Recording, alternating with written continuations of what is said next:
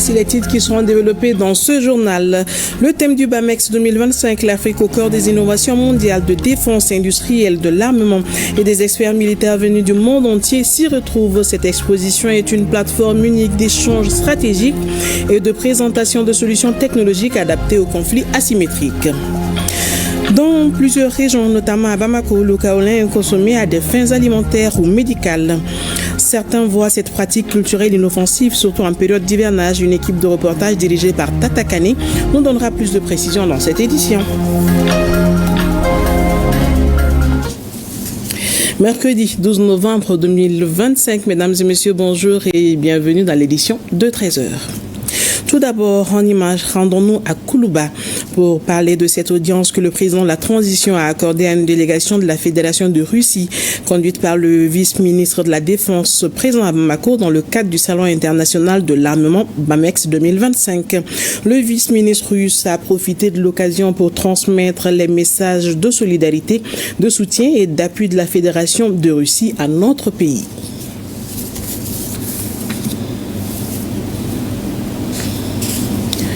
Je vous l'annonçais dans les titres, l'Afrique au cœur des innovations mondiales de défense est le thème du BAMEX 2025. Industriels et experts militaires venus du monde entier séjournent à Bamako pour cette première édition. Pour le Premier ministre, chef du gouvernement qui a présidé la cérémonie d'ouverture au nom du président de la transition, BAMEX 2025 est une plateforme unique d'échange stratégique et de présentation de solutions technologiques adaptées aux conflits asymétriques. Reportage Mamadi Kone et Ali. Dans un environnement international en pleine mutation, marqué par la multiplication et la persistance des crises, l'Afrique se trouve au cœur d'enjeux sécuritaires et géopolitiques sans précédent. Une situation qui fragilise sa stabilité et hypothèque son développement. Dans un tel contexte, la sécurité ne peut plus être envisagée comme une option, mais plutôt comme étant une obligation.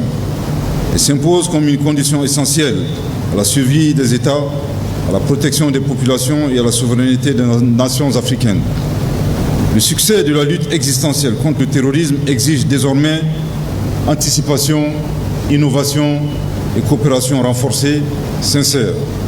Face à ces nombreux défis, l'Afrique n'a d'autre choix que de bâtir une architecture de sécurité autonome, fondée sur la coopération et la mutualisation. C'est dans cette optique que leurs excellences, le capitaine Ibrahim Traoré, président du Burkina Faso, chef de l'État, que je vous prie d'applaudir, le général d'armée Assimi Goïta, président de la transition, chef de l'État, président de la Confédération des États du Sahel, et le général d'armée Abdourahmane Tiani, président de la République du Niger, ont eu la lumineuse idée de créer le 16 septembre 2023 l'Alliance des États du Sahel, devenue la Confédération des États du Sahel, le 6 juillet 2024. L'objectif global de cette nouvelle entité d'intégration sous-régionale confédérale est d'éradiquer le terrorisme en mutualisant les efforts de nos États à travers la création d'une force unifiée avec un commandement unique. Le Salon international de la défense et de la sécurité BAMEX 2025 se veut un rendez-vous inédit sur le continent.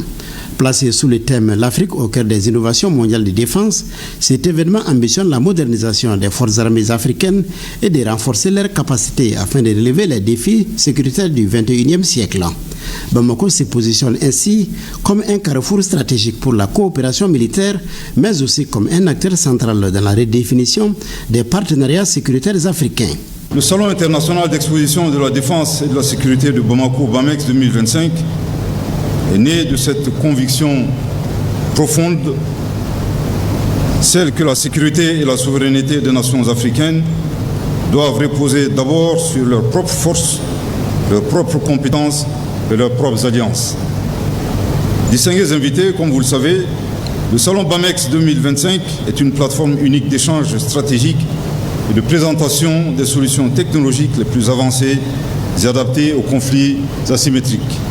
Le BAMEX 25 est destiné à favoriser les partenariats, le dialogue entre décideurs, industriels, chercheurs, forces de défense, start-up et investisseurs.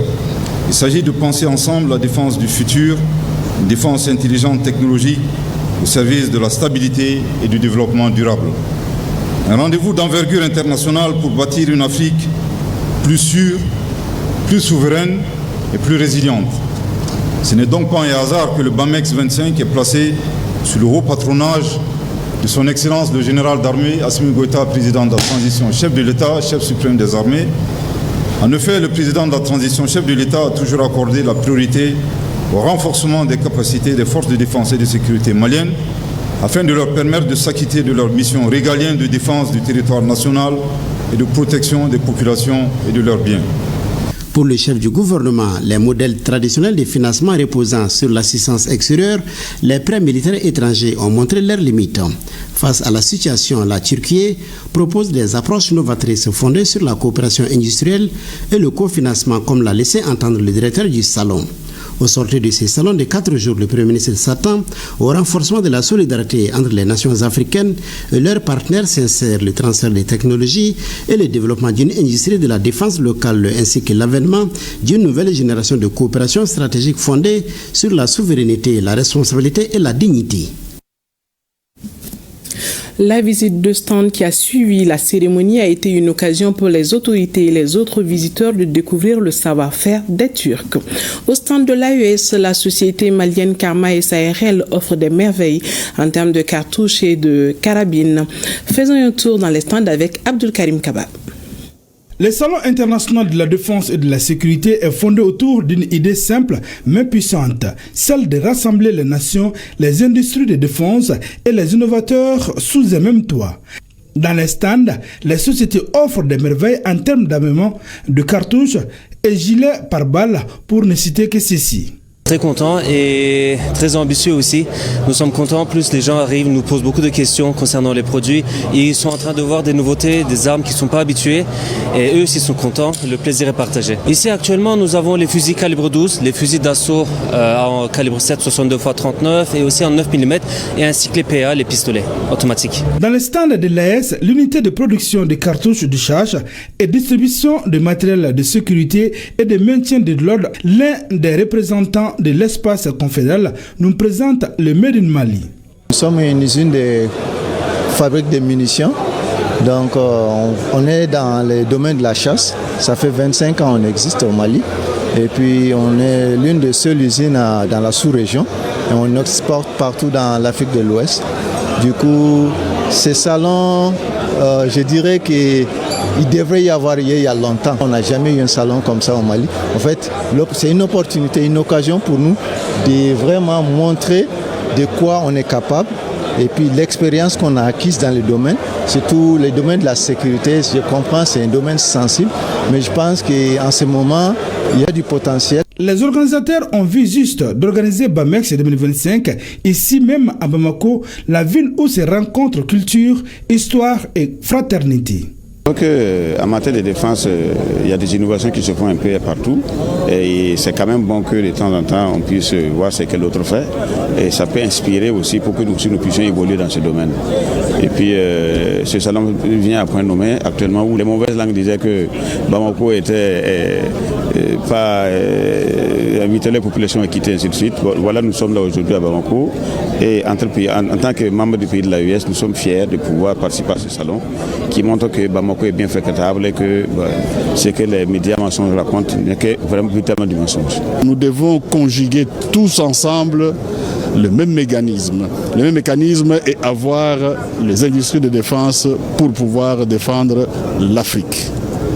L'Afrique appartient aux Africains.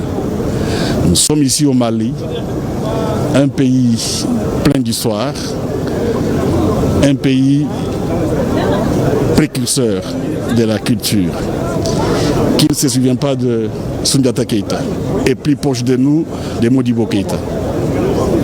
Je crois que la démocratie est partie ici en 1236 avant l'Occident. La visite des stands a permis aux invités de voir ou du moins apprécier les armes de dernière génération. D'ailleurs, ils ont 4 jours le temps de BAMEX pour découvrir, observer et examiner les produits de défense les plus innovants.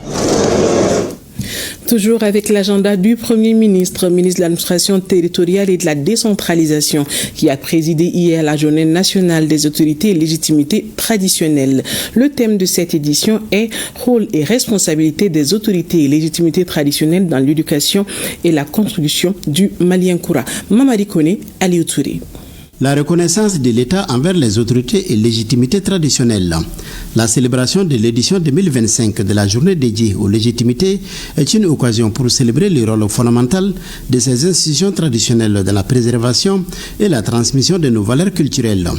Selon le Premier ministre chef du gouvernement, cet événement s'inscrit dans la vision du président de la transition, chef de l'État, celle de faire du Mali un pays pacifié, bien gouverné, ancré dans ses valeurs ancestrales. En plaçant nos valeurs ancestrales au cœur des priorités de la transition, le chef de l'État a voulu réaffirmer la reconnaissance par l'État du rôle central des autorités et légitimités traditionnelles dans la refondation de notre pays, sur laquelle est bâti entre autres le plan d'action du gouvernement en 2025-2026. L'institution de cette journée par le décret numéro 2022-0128/PTRM du 4 mars 2022 est la parfaite illustration de la volonté du chef de l'État de rendre un bel hommage aux autorités et légitimités traditionnelles pour leur contribution significative à la paix, à la cohésion sociale et au développement de notre pays. D'autres faits marquants illustrent à suffisance cette volonté du chef de l'État d'accorder une place de choix aux autorités et légitimités traditionnelles dans le processus de refondation de l'État. Sans être exhaustif, nous pouvons citer entre autres la reconnaissance légale des autorités et légitimités traditionnelles dans notre nouvelle constitution, l'attribution des insignes, des attestations et des drapeaux aux chefs de village, de fractions et de quartiers pour symboliser leur rôle et leur importance dans la société malienne, l'instauration d'un cadre de concertation périodique entre les représentants de l'État et les autorités et légitimités traditionnelles, la construction du vestibule des autorités et légitimités traditionnelles dans plusieurs localités. La Journée nationale des autorités et légitimités traditionnelles vise à soutenir le processus de refondation de l'État à travers la densification du système de gouvernance, la promotion du dialogue des cultures, la paix, le vivre ensemble et la cohésion sociale. Aujourd'hui, force est de constater, dira le chef du gouvernement, que les répercussions du développement mondial semblent porter de graves préjudices à ses vertus. Comme le rappelle très souvent le chef de l'État, je cite, « Il ne peut y avoir de développement harmonieux et durable sans la prise en compte des valeurs culturelles fondatrices de notre société. » Fin de citation. Notre conviction établit que le Mali ne connaîtra un développement véritable que lorsque les Maliens retourneront aux sources, à leurs valeurs ancestrales comme le Maya et le Dambé. C'est pourquoi le président de la transition, chef de l'État, a initié le programme présidentiel de développement de la culture, le programme Mali d'Emploi, le nouveau type de citoyen malien pour la souveraineté et la renaissance culturelle du Mali. En décrétant l'année 2025, année de la culture au Mali, la vision du chef de l'État est de faire de la culture le socle de la refondation du nouvel homme malien, le Mali d'Emploi, pétri des valeurs du Maya et du Dambé, citoyen du Mali-Koura. D'où le choix du thème de cette année, rôle et responsabilité des autorités et légitimités traditionnelles dans l'éducation et la construction du Mali d'Emploi. Le Premier ministre a ensuite procédé au vernissage d'une exposition dont la scénographie porte entre autres sur la reconnaissance aux autorités et légitimités traditionnelles, les pratiques et traditions culturelles endogènes, le savoir et le savoir-faire endogène entre autres. En troisième région, les organisations paysannes, experts locaux et services techniques se concertent sur comment trouver des solutions idoines pour faciliter l'accès des femmes et des jeunes ruraux à la terre. C'est à la faveur de la table ronde initiée par le CRCR, Comité régional de concertation des ruraux, et ses partenaires. C'est un compte rendu de Mariam Touré et Daouda Konate.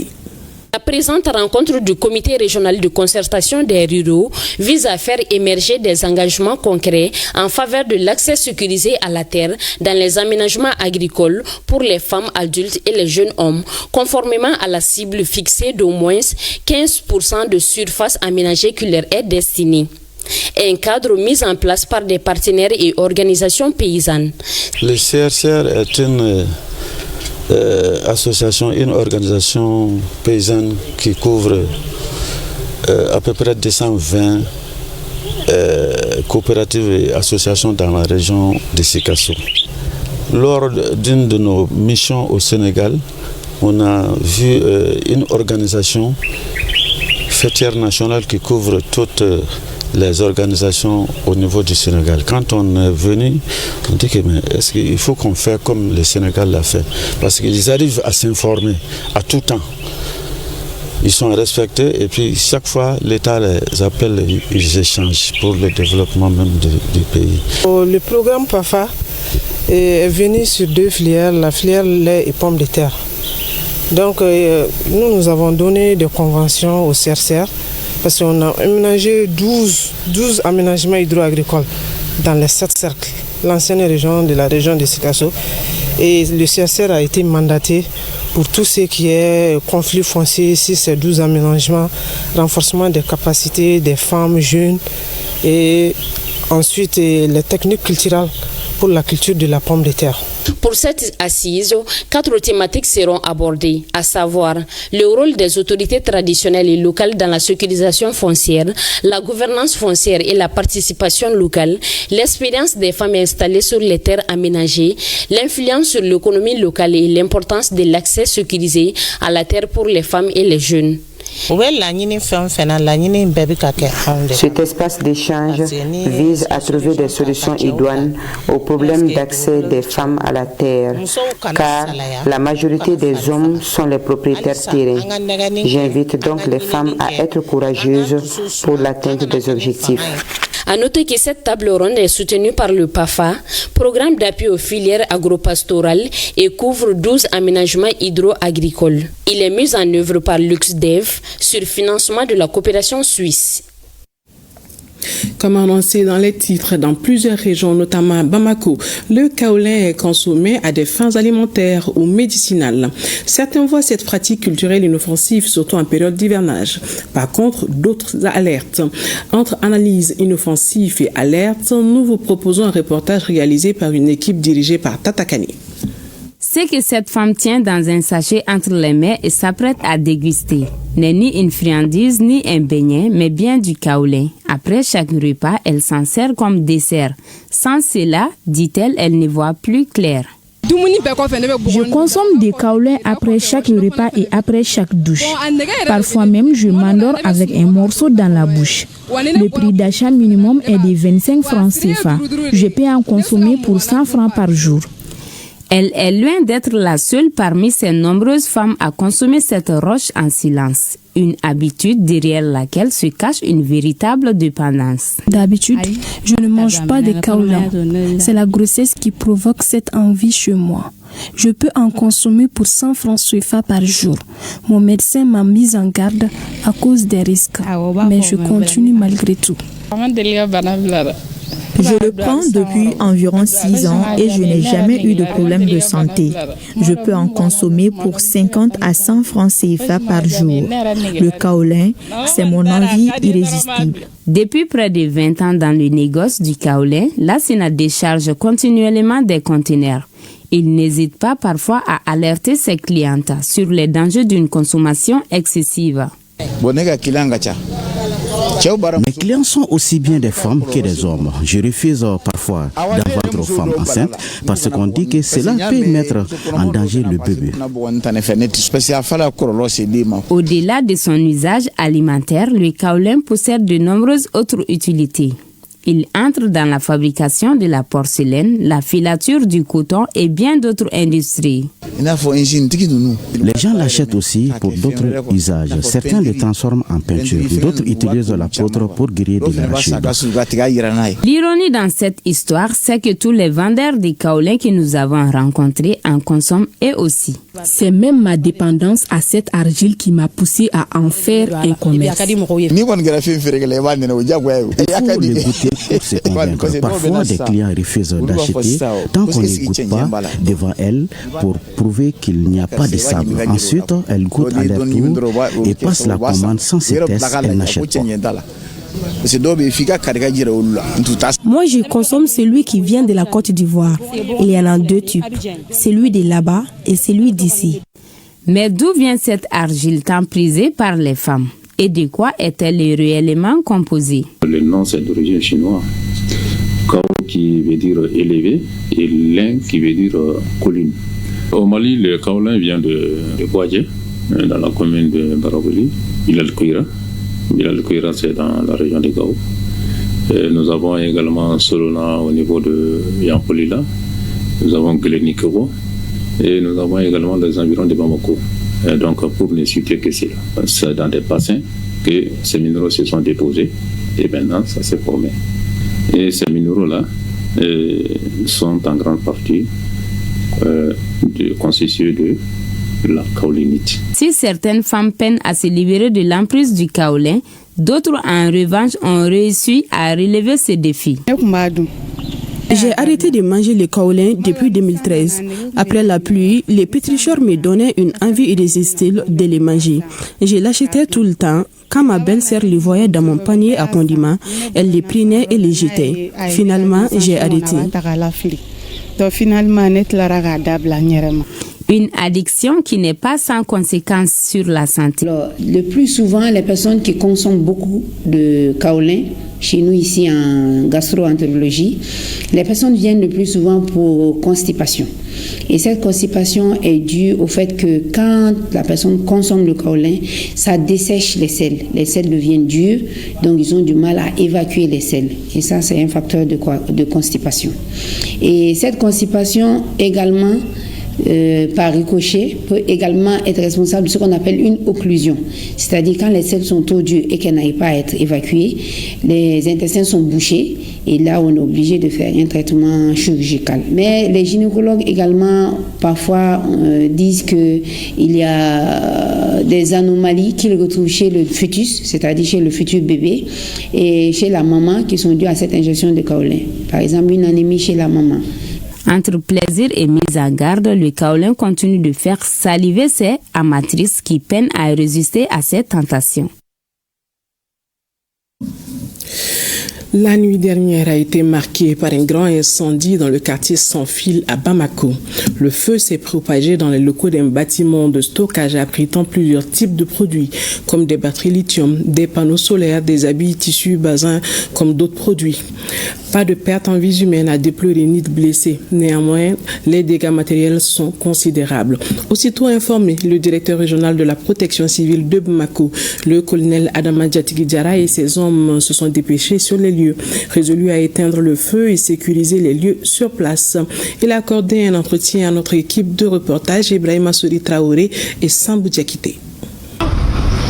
La situation est maîtrisée, elle est sous contrôle.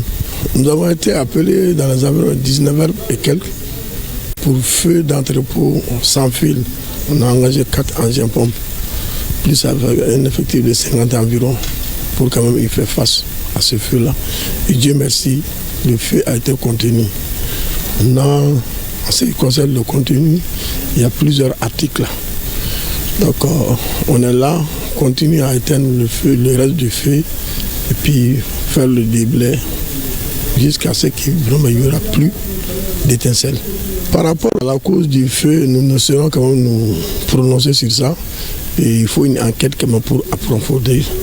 Seulement tout ce qu'on peut dire, ils étaient là en train de faire des travaux de perfectionnement. Les entrepôts, certes, quand même sont là pour mettre le maximum de matériel. Mais il est bon aussi de les arranger et avoir quand même les mesures de sécurité incendie dans les entrepôts. Mettre des piquets d'incendie, former des gens en conséquence en cas de départ de feu et ils vont quand même se mettre à la tâche en attendant l'arrivée de la protection civile. C'est ce qui est recommandé généralement dans les entrepôts. C'est la fin de cette édition. Merci de l'avoir suivi. À demain. Plaise à Dieu.